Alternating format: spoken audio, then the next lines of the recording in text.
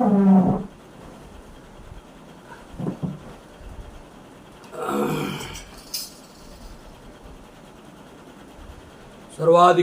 సర్వసృష్టికర్త, జయరక్షకుడా, నీ ఘనమైన నామం కొరకే కృతజ్ఞత చెల్లిస్తూ నిన్ను ఘనపరుస్తూ దేవా, నీ ఆధిపత్యము, నీ అధికారం కిందకి, నీ మరణ పునరుద్ధానములో పాలివారుగా నీ సన్నిధానికి నాయన మమ్మల్ని మేము నీకు అప్పగించుకుంటూ దేవా, ఈ దినము యెహోవా ఈరా అనే ఛానల్ ద్వారా నీ వాక్యాన్ని వినడానికి దేవాను సమకూర్చి నీ ప్రేమ కొరకే కృతజ్ఞత చెల్లిస్తున్నాను.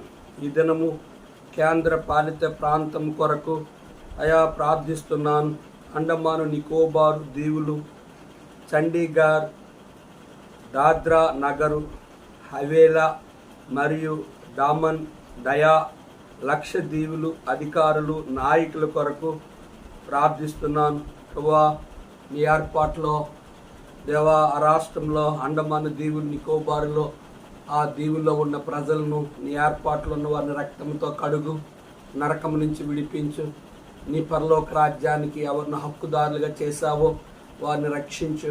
ముందుగా ఆ ప్రాంతంలో అయా నీ నెరిగిన ప్రజలు, దాసుల కొరకు నీ వందనాలు. వారిని అభిషేకించి బహుబలంగా వాడుకోమని దేవా, ఆ ప్రాంతంలో నీ మరణ పునరుద్ధానములో పాలివారిగా ఉన్న వారిని సిద్ధపరచమని యేసు నామములో వేడుకుంటున్నాం తండ్రి, ఆమేన్.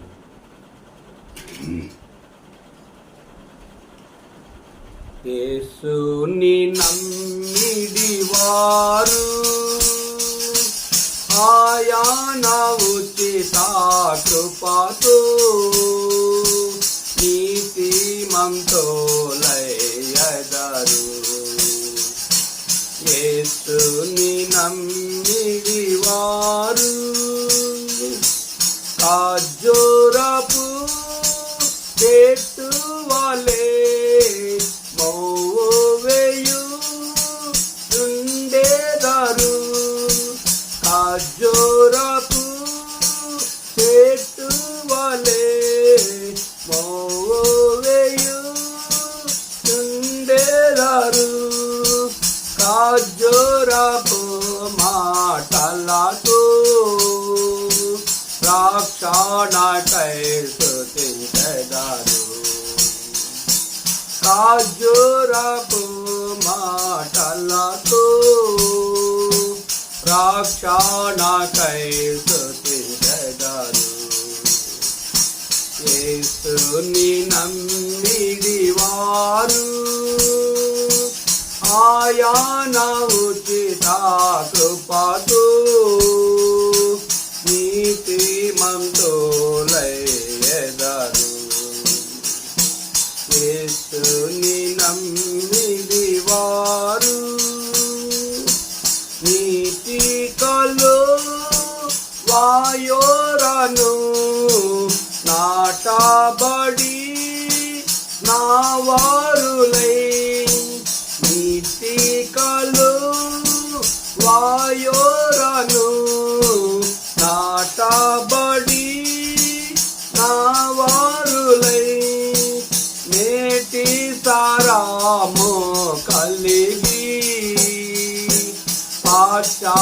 పాచగనుందురు వారు. నేటి సారాము కలిగి పాచగనుందురు వారు. యేసుని నమ్మిడి వారు ఆయన ఉచిత కృపతో నీతిమంతులయ్యెదరు. యేసుని నమ్మిడి వారు యెహోవా మందిరంలో నాటబడి యుండెదరు. యెహోవా మందిరంలో నాటబడి యుండెదరు. సేవింతురు తమ ప్రభుని, గణపరతురు నిరతంబు. సేవింతురు తమ ప్రభుని, ఘనపరతురు నిరతంబు. యేసుని నమ్మిడి వారు ఆయన ఉచిత కృపతో నీతిమంతులయ్యెదరు. యేసుని నమ్మిడి వారు.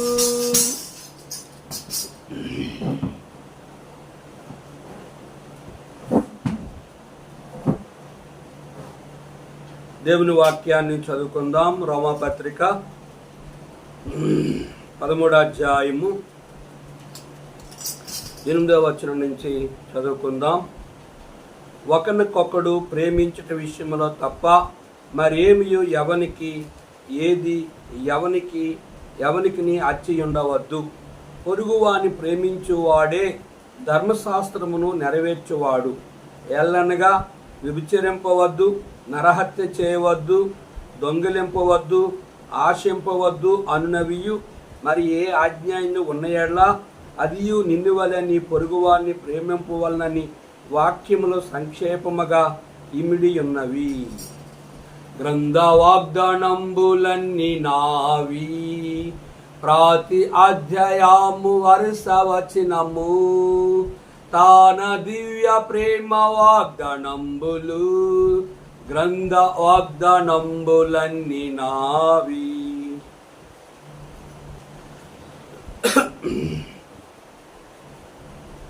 ప్రభునందు ప్రియమైన దేవుని బిడ్డలారా, ప్రభు అయిన యేసుక్రీస్తు నామములో మీ అందరికీ నా హృదయపూర్వక వందనాలు చెల్లిస్తున్నాను. ఈ యొక్క రోమపత్రిక మరి 7 వచనాలు ఒక్కొక్క వర్తమానము ద్వారా వింటూ ఈ లోక అధికారుల గురించి వారి యొక్క ఉద్దేశాలు ఏంటి అనేది మనము బైబిల్ గ్రంథము ద్వారా వింటూ వచ్చాం. కనుక ఇప్పుడు 8వ వచనం నుంచి ధ్యానిద్దాం. ఒకరికొకడు ప్రేమించిన విషయంలో తప్ప మరి ఏమీ ఎవనికి అచ్చి ఉండవద్దు. ఒకరికొకడు ప్రేమించిన విషయంలో తప్ప మరి ఏమీ ఎవనికి అచ్చి ఉండవద్దు అని రోమా సంఘానికి అపోస్తలుడైన పౌలు స్పష్టంగా తెలియజేస్తూ వచ్చాడు. ప్రేమ అనేది ఒకరినొకడు ప్రేమించిన విషయంలో గనుక ఎందుకు ఒకరికొకడు ప్రేమించాలి అంటే సృష్టికర్తన దేవుడు ఈ సృష్టి యావత్తు 5 రోజుల్లో ఆకాశము, భూమి, సూర్య, చంద్ర, నక్షత్రములను, ఆకాశ మండలములో నీటిని బిగించిన దేవుడు, భూమి మీద కావలసిన గాలిని, వాతావరణం ఉంచిన దేవుడు, కనుక భూమి కింద మానవుడు కావలసిన ఉంచిన దేవుడు. కనుక సృష్టికర్తన దేవుడు తన స్వరూపంలో తన పోలికల్లో సృష్టించబడిన ఒక మనుష్యుణ్ణి ఆయన భూమి మీద కలిగి చేశాడు. ఆ మానవుణ్ణి ప్రేమించడానికి అనుదినము కూడా పరలోకము నుంచి ఏదోను వనములోనికి వచ్చి అనుదినము ఆ సాయంత్రం వేళ చల్లపూట వేళ దేవుడే ఆదాము దగ్గరికి వచ్చి మాట్లాడుతూ ఆదాముని ప్రేమిస్తూ వచ్చాడు.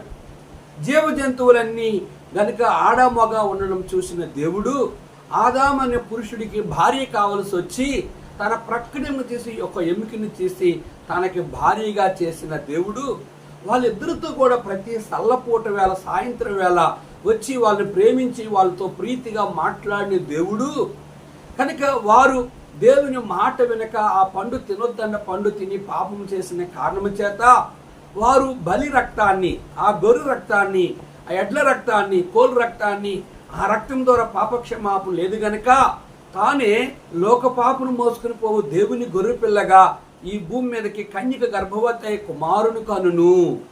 ఆరుదే కన్య గర్భములో యేసుప్రభు పరిశుద్ధుడిగా జన్మించి యెహోవాన్న ఆయనే భూమి మీదకి యేసుప్రభుకి వచ్చి సిలువలో చనిపోయి రక్తము కాచి తన రక్తము ద్వారా భూమి మీద సర్వ మానవాళి పాపమును పరిహారించడానికి ఇష్టపడిన దేవుడు వాళ్ళని ప్రేమించడం కొరకు ఆయన సిలువ మరణ పునరుద్ధానాన్ని పొందిన దేవుడు ఈ భూమి మీద దైవత్వం కలిగిన వారు ఏ ఒక్కరు కూడా యేసుప్రభు వారు వాళ్ళే పరిశుద్ధుడిగా జన్మించలేదు, పరిశుద్ధుడిగా జీవించలేదు, పరిశుద్ధ తీర్పు తీర్చబడలేదు, పరిశుద్ధులుగా చనిపోలేదు. చనిపోయిన వారు ఏ ఒక్కరూ లేవలేదు.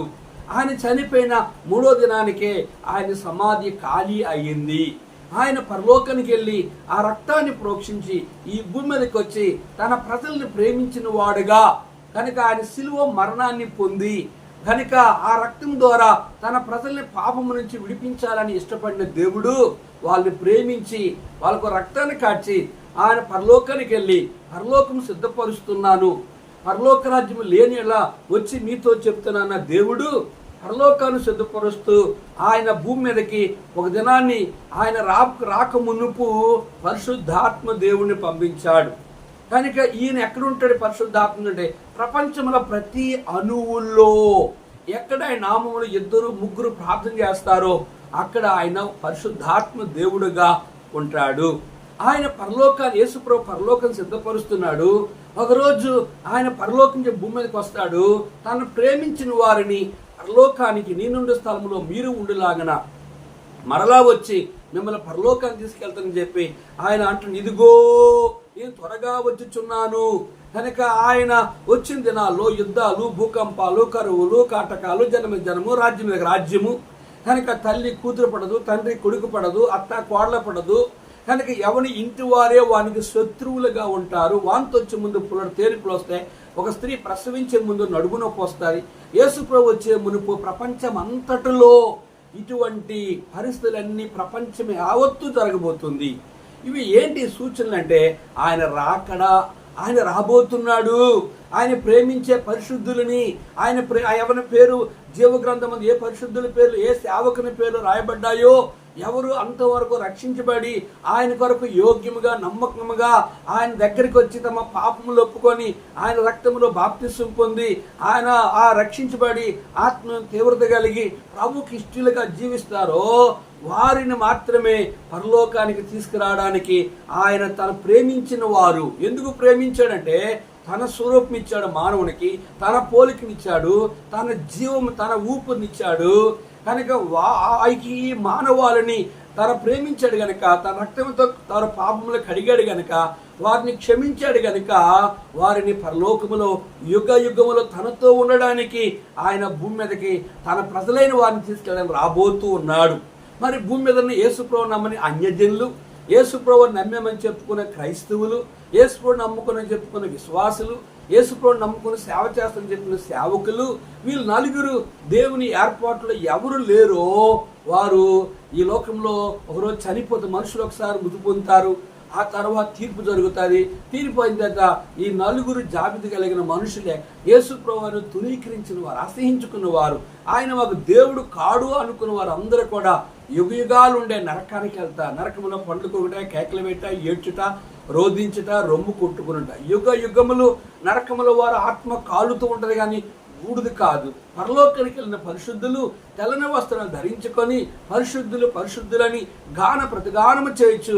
ఆయన ఆరాధించి యుగయుగములు ఆయన ప్రేమించిన ఆయన దేవుని ఆ యొక్క సృష్టికర్తన దేవునితో కనుక ఆయన ప్రేమించాడు. ఆయన్ని ఈ భూమి మీద ఉన్న సేవకులు పరిశుద్ధులు ప్రేమించారు కనుక యుగ యుగములు ఆ పరలోక రాజ్యములో వారు మాత్రమే ఉంటారు. అందుకని అంటున్నాడు ఒకరికొకడు ప్రేమించట విషయంలో గనక దేవుని సేవకులు పరిశుద్ధులు శత్రువులకు ప్రేమ చూపిస్తారు, ఇరుపరు వారికి ప్రేమ చూపిస్తారు, తన కీడి చేసేవారు ప్రేమ చూపిస్తారు, కీడి చేయరు. కీడి అంటే తర్వాత చూద్దాం. రెండోది ప్రేమించిన విషయంలో తప్ప ఎవనికి ఏది అచ్చి ఉండవద్దు. ఎవరికి ఏది అచ్చి ఉండకూడదు, ఎవరికి అచ్చి ఉండవద్దు అంటే ఎవరికి కూడా మనం అప్పు కానీ వడ్డీ కానీ లంచం ఇవ్వకూడదు, వడ్డీ ఇవ్వకూడదు. రెండవది కనుక ఎవరైనా మనకి ఏది ఇచ్చినప్పుడు తిరిగి వారికి ఇవ్వకుండా ఉండకూడదు. రేపొద్దున వాళ్ళు నిన్ను మా వస్తువులు తీసుకున్నారు ఇవ్వలేదు, మా డబ్బు తీసుకున్నారు ఇవ్వలేదు, మా దగ్గర ఫలానా వాటిని పట్టుకెళ్లారు ఇవ్వలేదని చెప్పి మీ మీద నింద వేయద్దు. అందుకే నిర్గమాకాండం 20వ అధ్యాయంలో మనం గమనించినట్లయితే అక్కడ దేవుని యొక్క ఆజ్ఞ ఎందుకు ఎవరిది ఏది అచ్చి ఉండొద్దు అని దేవుని వాక్యము స్పష్టంగా తెలియజేస్తుందంటే నిర్గమకాండం 20 అధ్యాయంలో మనం గమనించినట్లయితే దేవుని వాక్యము ఎంతో స్పష్టముగా తెలియజేస్తుంది. నీ పొరుగువానిది ఏది నువ్వు ఆశించొద్దు అనేది దేవుని యొక్క ఆజ్ఞ. చూడండి, ముందుగానే దేవుడు ఇశ్రాయేలు ప్రజలకు ఆజ్ఞాపించాడు. 12వ వచనం, నీ దేవుడైన యెహోవా నీకు అనుగ్రహించు దేశములో నీవు దీర్ఘాయుష్కుడగునట్లు నీ తండ్రిని తల్లిని సన్మానింపుము. నరహత్య చేయకూడదు, వ్యభిచరింపకూడదు, దొంగిలింపకూడదు, నీ పొరుగువాని మీద అబద్ధ సాక్ష్యం పలకూడదు, నీ పొరుగువాని ఇల్లు ఆశింపకూడదు, నీ పొరుగువాని భార్యనైనను అతని దాసునైనను అతని దాసినైనను అతని ఎద్దునైనను అతని గాడిదనైనను నీ పొరుగువాని దగ్గర దేన్నైనను ఆశింపకూడదని చెప్పాను. కనుక ఎవరికి ఏది అచ్చి ఉండకూడదు అంటే ఈ చివరి వచనాన్ని మనం గమనిస్తే నీ పొరుగువాని భార్యను దాసును దాసిని ఎద్దును గాడిదను నీ పొరుగువాని దేనిని ఆశింపకూడదు. ఇది దేవుని యొక్క ఆజ్ఞ. మూడవది మనం గమనించినట్లయితే పొరుగువాని ప్రేమించేవాడు ధర్మశాస్త్రమును నెరవేర్చేవాడు. పొరుగువాన్ని ప్రేమించేవాడు ధర్మశాస్త్రమును నెరవేర్చేవాడు. పొరుగువాన్ని ప్రేమించడం అనేది నిన్ను వల్ల నీ పొరుగువాన్ని ప్రేమించము. పొరుగువాన్ని ఎందుకు దేవుడు ప్రేమించమన్నాడు అంటే నీ పొరుగువాడు గనక, నీ పాలివాడు గనక, నీ పక్కనే ఉన్నవాడు గనక నీ పొరుగువాడికి నువ్వు కీడు చేయొద్దు. నీ పొరుగువాని భార్యను ఎద్దును గొర్రెను మేకను నీ పొరుగువాని తగు దేనిని ఏ రూపములో నీ పొరుగువానికి ఆశించొద్దు. నీ పొరుగువాడు నీ ఎదుట నిబ్రహ్మగుండగా నీ పొరుగువాని కీడు చేయొద్దు. నీ పొరుగువాడు నీ ఎదుట ధైర్యముగుండగా వాడికి ఏ నష్టము చేయకూడదు. దేవుని యొక్క ఆజ్ఞ. కారణం ఏంటంటే పొరుగుని ప్రేమించేవాడు, చూడండి ఇదే విషయాన్ని 10వ వచనం ఉంది, ప్రేమ పొరుగువానికి కీడి చేయదు గనుక ప్రేమ కలిగి ఇండుట ధర్మశాస్త్రము నెరవేర్చటే. కనుక పొరుగువాని ప్రేమించేవాడు పొరుగువాని కీడి చేయకూడదు. పొరుగువాని భార్యను ఎద్దును గొర్రెను పొరుగువాని దగ్గు దేనిని అయినను ఆశించొద్దు. పొరుగువాని మీద నింద వేయొద్దు. పొరుగువాని కీడు తలపెట్టొద్దు. పొరుగువానికి హాని చేయవద్దు.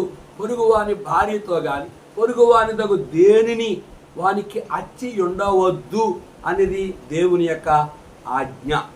కనుక పొరుగువానికి కీడు చేయదు, ప్రేమ కలిగి ఉండుట ధర్మశాస్త్రమును నెరవేర్చు. నువ్వు కీడు చేయకుండా ఉండుటయే ప్రేమ చూపుట. వాళ్ళు నీ పొరుగు వారిని కీడు చేస్తున్నారంటే, పొరుగు సేవకుడు కీడు చేస్తున్నాడంటే, పొరుగు విశ్వాసి కీడు చేస్తున్నాడంటే, పొరుగు సేవకుడే ఆ పొరుగు సంఘాన్ని ముక్క చెక్కలు చేస్తున్నాడంటే, పొరుగు సంఘములో ఉన్న విశ్వాసులని వారు సంఘాన్ని నడిపిస్తున్నాడంటే వాడు దేవుని ఏర్పాట్లో లేడు. వాడు సంఘాన్ని ముక్కలు చేసే సేవకుడిగా ఎవడైతే ఉంటాడో వాడు దేవుని చిత్తములో లేడు. వాడు అని ఎందుకు ఇక్కడ సంబోధిస్తున్నామంటే వాడికి దేవునికి సంబంధం లేదు. వాడు ఎవడంటే కర్ర గడ్డి పొయ్యికాలు కట్టి సంఘాన్ని సేవకుడు. ఆ సేవకునితో ప్రభు అంటాడు, అక్రమ చేయవారు నీ నామలో బోధ చేసిన ధైర్యాలు కొట్టాం, అద్భుతం చేసిన స్వస్థపరచమని మత్తయి 7 అధ్యాయములు అంటే మీరెవరో నాకు వారెవరో నాకు తెలియదు, నేను వారిని పిలవలేదు, నేను వారిని పంపలేదు, వారితో నాకు ఎటువంటి సంబంధం లేదు. వారు అక్రమకారులే సంఘాల మొక్కలు చేస్తారు. అక్రమకారులే పొరుగున్న సంఘ విశ్వాసులు వారి సంఘాన్ని నడిపించుకుంటారు. దేవుని సేవకుడు, దేవునితో పిలువబడిన సేవకుడు ఏ సంఘానికి హాని చేయడు, ఏ విశ్వాసకి హాని చేయడు, ఏ శత్రువుకి హాని చేయడు, ఏ యొక్క వ్యతిరేకమైన వ్యక్తికి హాని చేయడు. ఒక సంఘానికి వెళ్ళిన విశ్వాసి తన దగ్గరికి వస్తే రావద్దు అంటాడు. నీ సంఘానికి నువ్వు వెళ్ళు, నీ సేవకులతో నువ్వు సమాధానపడు. అక్కడ నువ్వు ఏదైతే కలహం చేసావో, అక్కడ నువ్వు ఏదైతే సంఘాన్ని పాడు చేస్తున్నావో మరలా ఇక్కడ పాడు చేయడానికి వస్తున్నావు కనుక నువ్వు దయచేసి రావద్దు. అందుకే తిమోతి మనం రూతు గ్రంథంలో చూస్తే రూతు తన కోడలకు ఆజ్ఞాపిస్తుంది, దయచేసి వేరే పొలంలో నువ్వు వెళ్ళకూడదు, నీ యజమానికి వేరే పొలంలో నువ్వు వెన్నడు కనబడకూడదు. పొలం అంటే సంఘం. ఒక సంఘానికి వచ్చే విశ్వాసి ఇంకో సంఘానికి వెళ్ళకూడదు. కనుక ఒక సంఘ సేవకుడు ఇంకొక సంఘ విశ్వాసిని తన సంఘాన్ని నడిపించుకోకూడదు. విశ్వాసి వెళ్ళకూడదు, సేవకుడు కూడా రప్పించుకోకూడదు. అది దేవునికి విరోధకరమైనది. 4వది మనం గమనించినట్లుగైతే కనుక ప్రేమ పొరుగువాని కీడి చేయదు. నిజంగా దేవుని సేవకులుగా దేవునితో పిలవబడిన పరిశుద్ధులు తమ పొరుగు సేవకుని కానీ, తమ పొరుగు విశ్వాస కానీ, తన పొరుగువారు అన్యులు కానీ, తమ పొరుగువారు శత్రువులకే కానీ, తమ పొరుగువారైన వ్యతిరేకతలు కానీ వారు ప్రేమ చూపిస్తారు తప్ప కీడి చేయరు. కానీ వాళ్ళే దేవుని విరోధంగా ఉన్న సేవకులు, ప్రభువుకి విరోధంగా ఉన్న పరిశుద్ధులు, ప్రభువుకు విరోధంగా ఉన్న అన్యజనులు, ప్రభువుకి విరోధంగా ఉన్న నామకార్థ క్రైస్తవులు, ప్రభువుకి విరోధంగా ఉన్న ఆ విశ్వాసులు, సేవకులని చెప్పుకున్న వారు వారి పని కీడి చేయడము, హాని చేయడము, నష్టపరచడము, శత్రుత్వం కలుగు చేయడము. ఇది సైతాను పని. సైతానుడు వారిలో ఉంటాడు, వారిని వాడుకుంటాడు కనుక సైతానుడు సంఘాన్ని ముక్కలు చేయడము వాడికి అలవాటు. వాడు ఎవరిలోకి వస్తాడంటే దేవుని ఏర్పాట్లు లేని సేవకుల మధ్యకు వస్తాడు, దేవుని ఏర్పాటు లేని పరిశుద్ధుల మధ్యకు వస్తాడు, దేవుని ఏర్పాటు లేని నామకార్థ క్రైస్తవులకు వస్తాడు, దేవుని ఏర్పాటు లేని అన్యజనులకు వచ్చి వాడు కలహాలు, సమస్యలు సృష్టిస్తాడు. మూడోది మనం గమనించినట్లయితే, నాలుగవది ఏళ్ళనగా వ్యభిచరింపవద్దు, నరహత్య చేయవద్దు, దొంగిలింపవద్దు, ఆశింపవద్దు అనినవియు మరి ఏ ఆజ్ఞను ఉన్నయలా అదియు నిన్ను వలె నీ పొరుగువాన్ని ప్రేమింపవలని వాక్యంలో సంక్షేపముగా ఇమిడి ఉన్నవి. ఇక్కడ ధర్మశాస్త్రం గురించి అపోస్తున్న పౌలు రోమా సంఘానికి చెప్పాడు. ఈ ధర్మశాస్త్రం ఎప్పుడు చెప్పిందంటే నిర్గమాకాండం 20వ అధ్యాయంలో దేవుడు ఇశ్రాయేలుకు ఆజ్ఞాపించిన 11వ వచనంలో ఏం చెప్పాడు? నరహత్య నరహత్య చేయకూడదు, వ్యభిచరింపకూడదు, దొంగిలింపకూడదు, నీ పొరుగువాని మీద అబద్ధ సాక్ష్యం పలకూడదు, నీ పొరుగువాని ఇల్లు ఆశింపకూడదు. కనుక నరహత్య అని వ్యభిచారము అంటే అర్థం ఏంటంటే భర్తని విడిచిపెట్టి పరపురుషులతో, భార్య విడిచిపెట్టి పరపురుషులతో చేసే దానిని వ్యభిచారము అంటారు. వ్యభిచారులు పరలోకానికి వెళ్ళరు, వేశ్యలు పరలోకానికి వెళ్ళరు, పెళ్లి కాకముందు తప్పులు చేసే వాళ్ళు జారులు అంటది బైబిల్. కనుక ఈ మూడు జారులు, వ్యభిచారులు, వేశ్యలు, ఈ మూడు పాపాలు చేసిన వారు పరలోకానికి వెళ్ళరు. ఈ యొక్క జారులు, వ్యభిచారులు, వేశ్యలు ఈ మూడు విడిచిపెట్టినట్లుగైతే వారు పాపములు ఒప్పుకొని రక్షించబడి ఆ రక్తంలో బాప్తిసం కడగబడినట్లుగైతే వారు పరలోక రాజ్యానికి హక్కుదారులు అవుతారు. కనుక వ్యభిచరింపకూడదని దేవుని యొక్క ఆజ్ఞ. భార్య భర్తకును, భర్త భార్యకును వారు వారి ధర్మమును, కాపురమును కలిగి ఉండమని అది దేవుని యొక్క ఆజ్ఞ. మత్తయి 19వ అధ్యాయంలో కూడా క్లియర్గా అక్కడ రాస్తూ వచ్చాడు. ఇంకా మీకు అర్థం కావాలంటే చూడండి, 1 కొరింథీ పత్రిక 7వ అధ్యాయంలో అపోస్తున్న పౌలు కొరింథీ సంఘాన్ని కూడా ఎంతో స్పష్టంగా చెప్పినట్లుగా మనం ఇక్కడ చూస్తాం. 1 కొరింథీ పత్రిక 7వ అధ్యాయం, ఎందుకు భార్యాభర్తలని దేవుడు దాంపత్య జీవితంలో కలిసి ఉండమన్నాడు?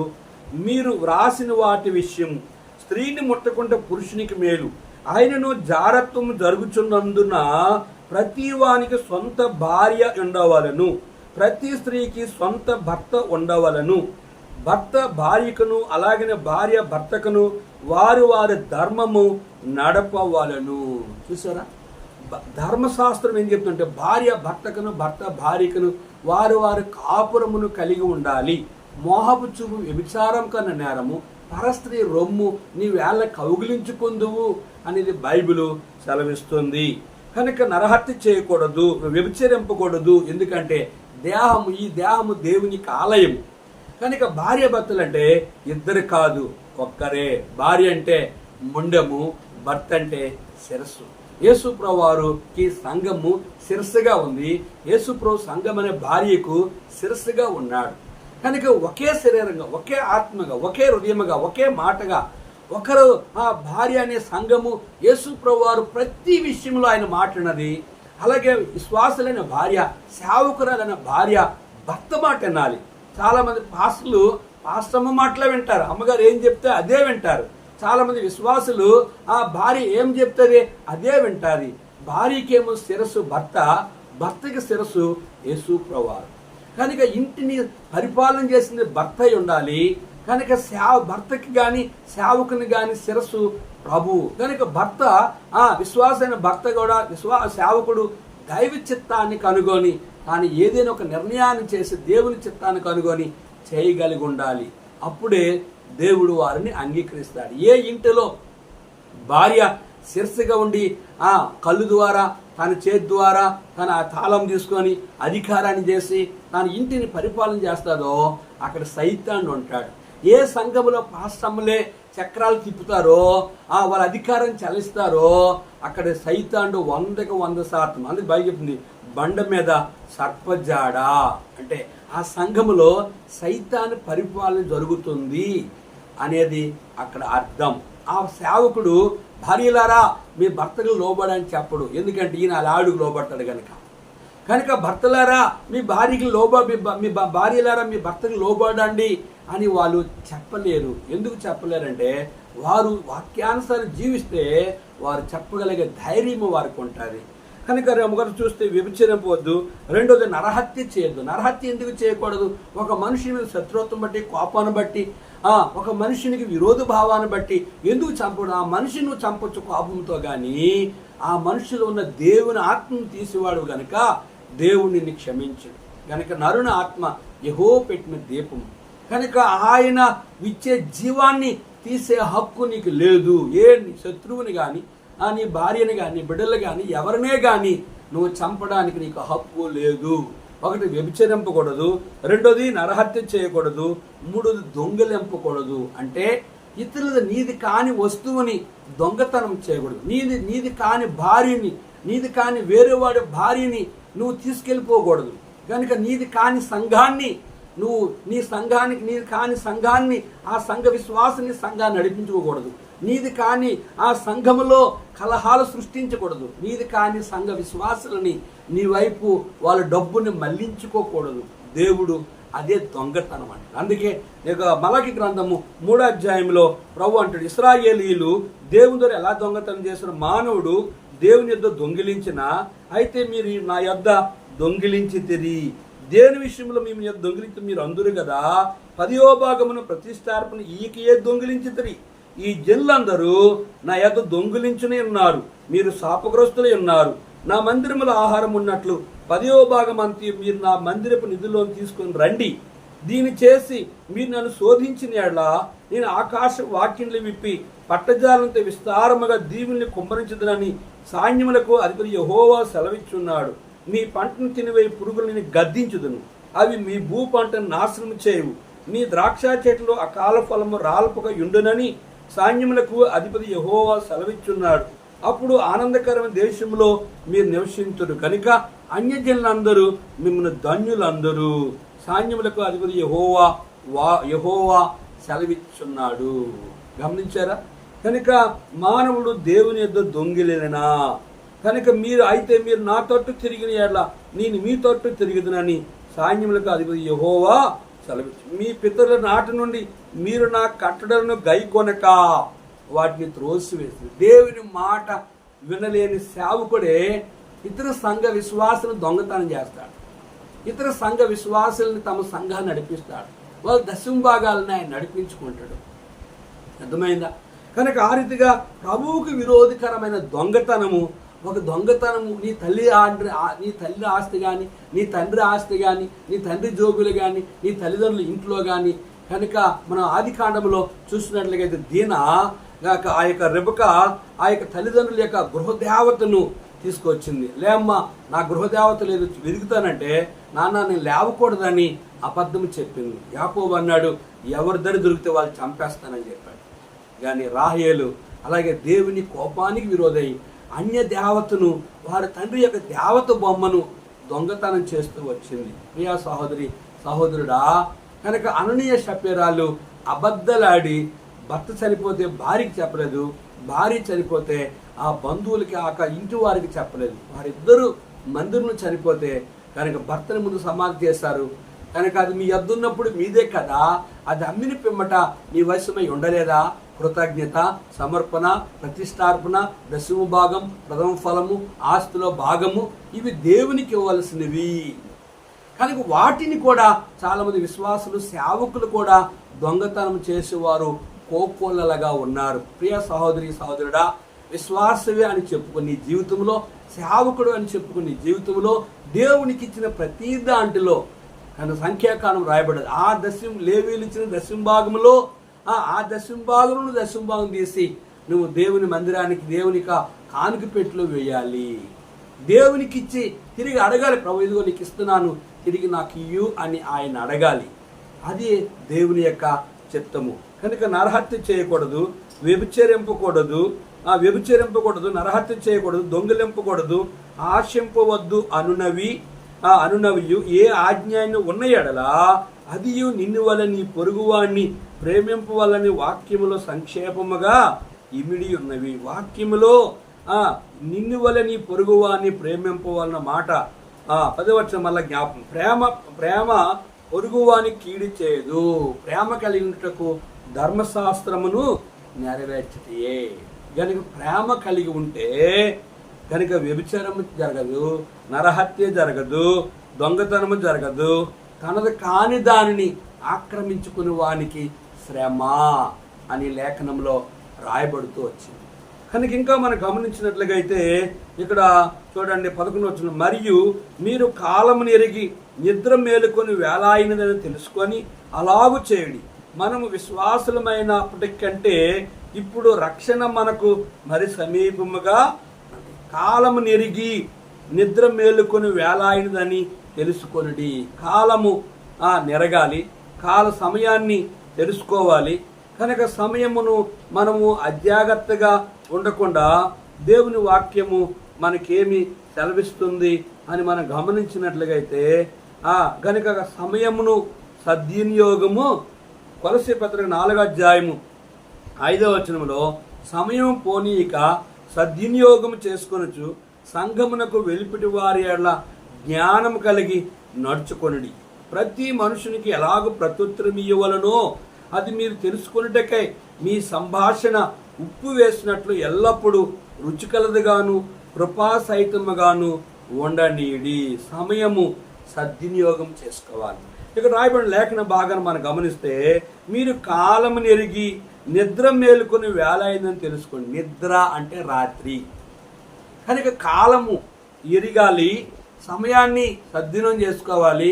ఆ సమయంలో మనం విశ్వాసమైనప్పటికంటే ఇప్పుడు రక్షణ మనకు మరి సమీపముగా ఉన్నది. విశ్వాసులైన సేవకులైన తమ సమయమును సద్వినియోగం చేసుకోవచ్చు. అజ్ఞానుల వల్ల కాక జ్ఞానుల వల్ల నడుచుకున్నట్లు. కనుక మీ సంభాషణ ఉప్పు వేసినట్లుగా విశ్వాస తగినట్లుగా కృపాసహితముగా ఉండనీయుడు. మనము విశ్వాసమైనప్పటికంటే ఇప్పుడు మరి రక్షణ మనకు సమీపముగా. కనుక రక్షించబడిన నీవు యేసేపు తన రక్షణ కాపాడుకున్నాడు. దావీదు బెత్షెబా విషయంలో తన రక్షణ కాపాడుకోలేకపోయాడు. కనుక యేసేపు ఆ యొక్క పొత్తుపర భార్య నుంచి తన రక్షణని కాపాడుకుంటూ వచ్చాడు. విశ్వాసులుగా సేవకులుగా ఈ లోకంలో కన్ను మూసినంత వరకు కూడా అంతవరకు రక్షించబడే వారే పరలోక రాజ్యానికి హక్కుదారులు అని దేవుని వాక్యము సెలవిస్తుంది. రాత్రి చాలా గడిచి పగలాయిను, పగలు సమీపముగా ఉన్నది కనుక మనము అంధకార క్రియలు విసర్జించి తేజో సంబంధమైన యుద్ధోపకరములు ధరించుకుందాము. రాత్రి చాలా గడిచి పగలు సమీపం ఉన్నది. రాత్రి అంటే చీకటి. కనుక చీకటి సంబంధమైన కార్యాలు, అంధకార క్రియలు అంటే చీకటి సంబంధమైన క్రియలు, చీకటిలో చేసే పాప నీచి కార్యాలను విడిచిపెట్టాలంటే ఇక్కడ తేజో సంబంధమైన యుద్ధోపకరములను ధరించుకోవాలి అని లేఖనము సెలవిస్తుంది. తేజో సంబంధమైన యుద్ధమును తేజో సంబంధమైన సంగతులను మనము ఎరిగి ఉండాలంటే చూడండి, తేజో సంబంధమైన యుద్ధాన్ని సిద్ధపడిన వ్యక్తి ఎట్లా ఉండాలి? ఎఫెసీయుల పత్రిక 6వ అధ్యాయం 10వ వచనం, తుదకు ప్రభు యొక్క మహాశక్తిని బట్టి ఆయన యందు బలవంతులై ఇండుడి. మీరు అపవాద తంత్రములు ఎదిరించడం శక్తిమంతులగినట్లు దేవుడిచ్చిన సర్వాంగ కవచము ధరించుకొనిడి. ఏలనగా మనం పోరాడినది శరీరులతో కాదు గాని ప్రధానులతోనూ అధికారులతోనూ ప్రస్తుత అంధకార సంబంధులకు లోకనాథులతోనూ ఆకాశ మండలమున దురాత్మను సమూహముతోనూ పోరాడుచున్నాం. అందుచేత మీరు ఆపద్దినమందు వారిని ఎదిరించుటకు సమస్తమును నెరవేర్చిన వారే నిలబొట్టకు శక్తివంతులగినట్లు దేవుడిచ్చిన సర్వాంగ కవచమును ధరించుకొనిడి. ఏలనగా మీ నడుమునకు సత్యమున దట్టు కట్టుకొని నీతి అయిన మైమరుపు తొడుక్కొని పాదములకు సమాధాన సువార్త వలన సిద్ధ మనసు జోడు తిడుకొని నిలువబడుడి. ఇవన్నీ గాక విశ్వాసమును డాలు పట్టుకొనుడి. దానితో మీరు దుష్టిని అగ్ని బాణములన్నిటినీ ఆర్పుటకు శక్తిమంతులగుదురు. మరియు రక్షణను శిరస్త్రామును దేవుని వాక్యమును ఆత్మ ఖడ్గమును ధరించుకోండి. ఆత్మ వలన ప్రతి సమయమునందును ప్రతి విధమైన ప్రార్థన విజ్ఞాపన చేయొచ్చు. ఆ విషయమే సమస్త పరిశుద్ధుల నిమిత్తము పూర్ణమైన పట్టుదలతో విజ్ఞాపన చేయొచ్చు. మెలకువగా ఉండుడి. ఇక్కడ రాయబడిన లేఖన భాగం 2 మనకు అనిపించవు. ఒకటి, రాత్రి చాలా గడిచి. రెండోది, అంధకార క్రియలు విసర్జించి. మూడోది, పగలు సమీపం ఉన్నది కనుక మనము అంధకార క్రియల్ని విసర్జించి తేజో సంబంధమైన యుద్ధోపకరణను ధరించుకోవాలి. ఎఫెసీయుల పత్రిక 6వ అధ్యాయంలో మనం చదువుకున్న వాటిని ధరించుకుంటే మనము శరీరాన్ని గనుక రాత్రిని అంధకార క్రియలను కనుక పాప సంబంధమైన వాటిని జయించే వారంగా ఉంటాం. ఇక్కడ ఆ విషయాలు రాయబడ్డాయి. చూడండి, పాప సంబంధమైనవి ఏంటి? అలరుతో కూడిన ఆటపాటలైనను మత్తైనను కామ విలాసులైనను పోకిరీ శాస్త్రులైన లేకయు కలహమైనను మత్సరమైనను లేకయు పగటి యందు నడుచుకున్నట్టు మర్యాదగా నడుచుకుందాం. కనుక పగటి యందు నడుచుకున్న వారిలో తేజో సంబంధమైన వెలుగులు యుద్ధోపకరణం ధరించుకున్న వారిలో పగలు జీవించే వారిలో ఈ పాపాలు ఉండవు. ఏంటి ఆ పాపాలు? మొదటిది అలరుతో కూడిన ఆటపాటలు. 2, మత్తు అయినను అంటే త్రాగుబోతులు. 3వది కామ విలాసులు. 4వది పోకిరీ శాస్త్రలు, లేనిపోని పోకిరీ శాస్త్రలు, కలహాలు, కయ్యాలు, మత్సరము. ఇవి శరీర సంబంధమైన రాత్రి వేళ చేసేవి. రెండోది, అక్కడ ఇంకో మాట మనం గమనించినట్లు ఏంటంటే అంధకార క్రియలు. ఇవి ఎవరు చేస్తారు? రాత్రి వేళ. కనుక అంధకార క్రియలు ఎవరు చేస్తారంటే ఈ అలరుతో కూడిన ఆటపాటలు, మత్తు అయినను త్రాగుబోతులైనను కామ విలాసులైనను పోకిరీ శాస్త్రులైనను కలహమైనను మత్సరం కలిగిన వాళ్ళు. వీళ్ళు శరీర సంబంధమైన మనుషులు. ఇటు వారి విషయంలో ఏం చేయాలి? పగటి యందు నడుచుకున్నట్టు మర్యాదగా. కనుక ఈ అలరితో కూడిన ఆటపాటలు చేసే పాపాలు చేసిన వారు, మత్తు తాగిబోతులు, కామ విలాసం కలిగిన వారు, పోకిరీ శాస్త్రులు, కలహం కలిగిన వారు, మత్సరం కలిగిన వారు మర్యాదగా భూమి మీద నడుచుకోరు. వారు ఎల్లప్పుడూ అల్లరి, సమస్యలు, గొడవలు, మనస్పర్ధలు. కనుక వారు చేసే చిల్లర పనులు, వాళ్ళు చేసే కామ విలాసులు, త్రాగుడు, అల్లతో కూడిన ఆటపాటలు, పలు సంబంధమైన పాప సంబంధమైన కార్యకలాపాలు కలిగి ఉంటారు. అట్టి వాటి యందు రాత్రి వేళ పగటి వేళ ఉండేవారు కానీ తేజో సంబంధమైన యుద్ధోపకరములు ధరించి యుద్ధానికి సిద్ధపడి ఆత్మీయం తీవ్రత కలిగేవారు కానీ అటువంటి పాప కార్యాలు చేయరు. అందుకే వారు ఎట్లా ఉంటారంటే పగటి యందు నడుచుకున్నట్టు మర్యాదగా నడుచుకుందుము. విశ్వాసులు, దేవుని చేత ఏర్పాటు చేయబడిన విశ్వాసులు, దేవుని చేత పిలువబడిన సేవకులు, వారు క్రమముగా మర్యాదగా ఉంటారు. దేవునికి విరోధంగా జీవించే సేవకులు, ప్రభువుకి విరోధంగా జీవించే విశ్వాసులు, ప్రభువుకు విరోధంగా జీవించిన క్రైస్తవులు, ప్రభువుకు విరోధంగా జీవించిన అన్యజనులు ఈ అలరితో కూడిన ఆటపాటలు, త్రాగుబోతు విందులు, కామ విలాసులు, పోకిరీ శాస్త్రలు, కలహములు, మత్సరములు ఇవన్నీ కలిగి ఉంటారు. ఇంకా మనం చూద్దాం, మెట్టుకు ప్రభు అయిన యేసుక్రీస్తును ధరించుకున్న వారై. మెట్టుకు ప్రభు అయిన యేసుక్రీస్తును ధరించుకున్నారు.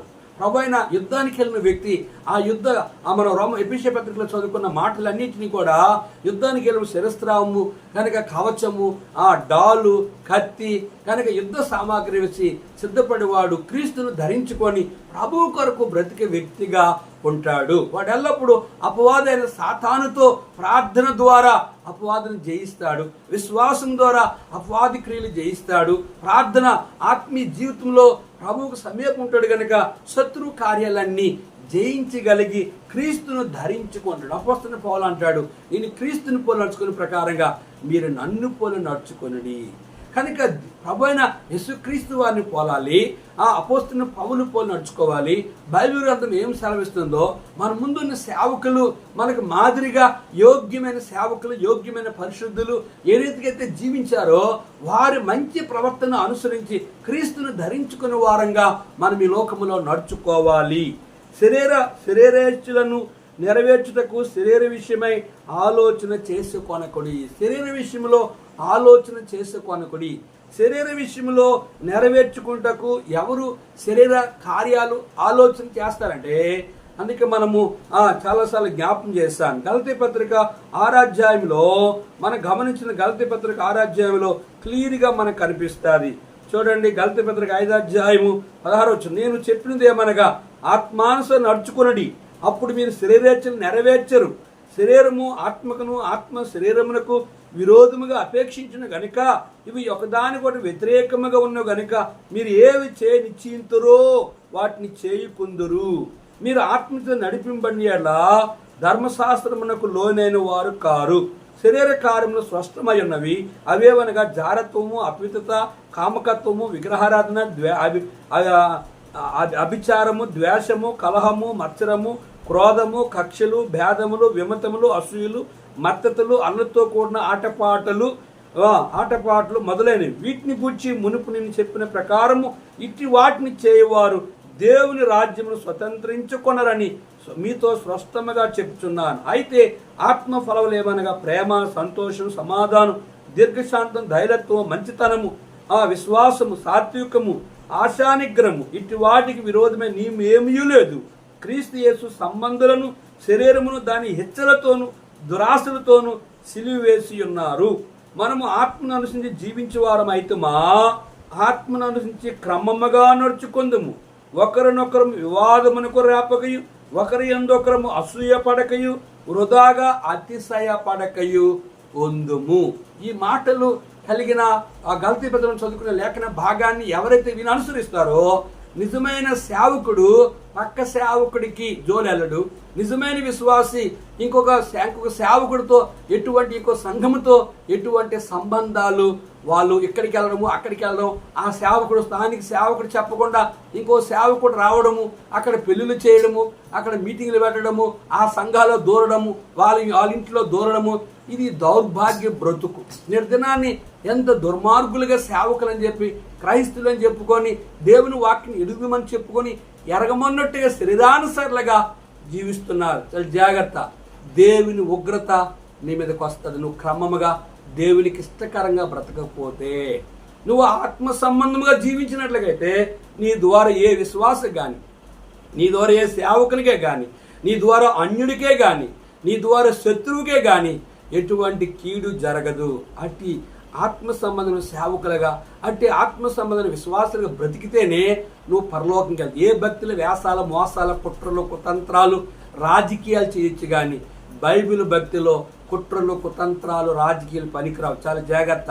దేవుని సేవకులని చెప్పుకొని, విశ్వాసులని చెప్పుకొని దుర్మార్గంగా ప్రవర్తించావు అనుకో, దేవుని కోపం నీ మీదకి వస్తుంది. ఎవడు దేవుని ఆలయాన్ని పాడు చేస్తే దేవుడు వాడిని పాడు చేస్తాడు. నువ్వు పాడవకుండా ప్రార్థన చేస్తాను. జిమ్గల్ తండ్రి, ఎవరైతే సేవకులని, క్రైస్తవులని, విశ్వాసులని, అన్యులై ఉండి దేవా నీ పనికి ఆటంగా ఉంటున్నారో వారు నీ ఉగ్రత గురి కాకుండా సహాయించి, నీ చేత ఎన్నిక చేయబడిన సేవకులు, పరిశుద్ధులు, నమ్మకమైన వారుగా నీ పరిచర్యలో ముందు కొనసాగి నీ అభిషేకం వారిపై ఉంచి నీ రాజ్యం కొరకే వారిని సిద్ధపరచమని యేసు నామములో వేడుకుంటున్నాం తండ్రి. ఆమేన్. తండ్రి యొక్క దేవుని ప్రేమయు, కుమారుని యేసుక్రీస్తు వారి కృపయు, పరిశుద్ధాత్మ యొక్క అన్యోన్య సహవాసము తాను ప్రేమించు వారికి కూడిన మనకు తోడుండి ఆశీర్వదించును గాక. ఆమేన్. యేసుని నమ్మిడి వారు ఆయన ఉచిత కృపతో నీతిమంతులయ్యెదరు. యేసుని నమ్మిడి వారు రైతుల